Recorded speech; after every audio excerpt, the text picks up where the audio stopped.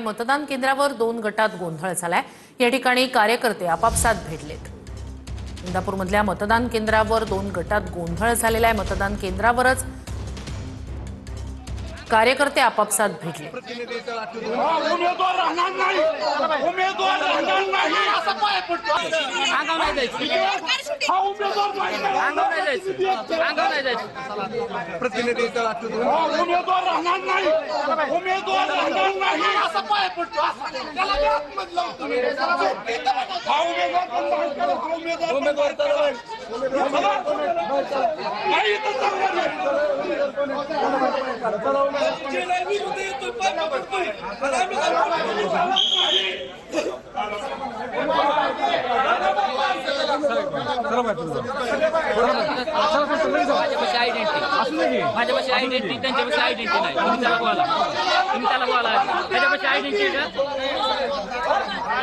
भाजप नेत्यांकडून पुन्हा एकदा भाजपच नंबर 1 चा पक्ष आहे असा पुनरुच्चार करण्यात आलाय।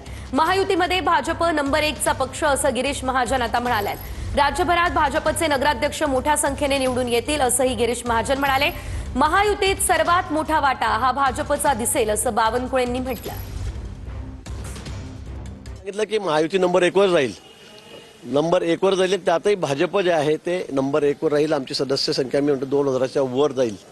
राज्यामध्ये 2000च्या वर आमची संख्या या ठिकाणी निश्चित जाईल आणि मोठ्या मताधिक्याने आमचे नगराध्यक्ष आहेत, नगरसेवक आहे, हे राज्यभरामध्ये निवडून येतील। पण आम्ही महायुतीचा जर विचार केला, आम्ही अनेक ठिकाणी महायुतीत लढलो आहोत। महाविकास आघाडी तुम्हाला कुठेही दिसणार नाही। म्हणजे जसं बिहारमध्ये झालं, महाराष्ट्रात झालं विधानसभेला, तशी परिस्थिती यावेळेला या स्थानिक स्वराज्य संस्थेच्या निवडणुकीमध्ये महाविकास आघाडीची होणार आहे। एकंदरीत भारतीय जनता पक्षाला लोक मतदान करत आहेत आणि काही ठिकाणी महायुतीलाही मतदान होत आहे। शेवटी जनतेचा विश्वास एकतर भारतीय जनता पार्टी, मग एकनाथजी, अजितदादा यांच्याकडे आहे। पण महायुतीला जास्तीत जास्त मोठा जो वाटा आहे तो भारतीय जनता पार्टीच्या बाजूने आपल्याला दिसेल। उद्याच्या निकालामध्ये 2/3 बहुमताने महायुती ही महाराष्ट्रात दिसेल। 51% वर मतं घेऊन भारतीय जनता पार्टी आमच्या नगरपालिका निवडून येतील असा मला विश्वास आहे। तर यंदाच्या निवडणुकीमध्ये मतांसाठी पैशांचा गैरवापर होतोय असं सुळेंनी म्हटलं। मतांसाठी पैशांचा गैरवापर होणं हे हानिकारक आहे असं देखील सुळेंनी म्हटलेलं आहे। संपूर्ण निवडणूक रद्द व्हायला हवी, सुप्रिया सुळे यांनी ही मागणी केली आहे।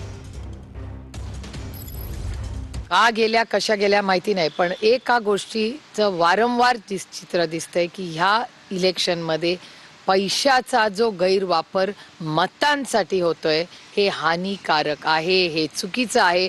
आणि ह्यावेळेस तरी माझी हात जोडून विनंती आहे इलेक्शन कमिशनला की आता तरी जागे व्हा आणि हे बंद करा कुठेतरी। मला तर वाटतं हे सगळं इलेक्शन मला विचाराल ते पूर्णपणे कॅन्सल झालं पाहिजे, पूर्णपणे। कारण का इतका घोळ, म्हणजे जे निवडून आले ते कसे निवडून आलेत, म्हणजे जर तुम्हाला सगळ्यांना माहिती आहे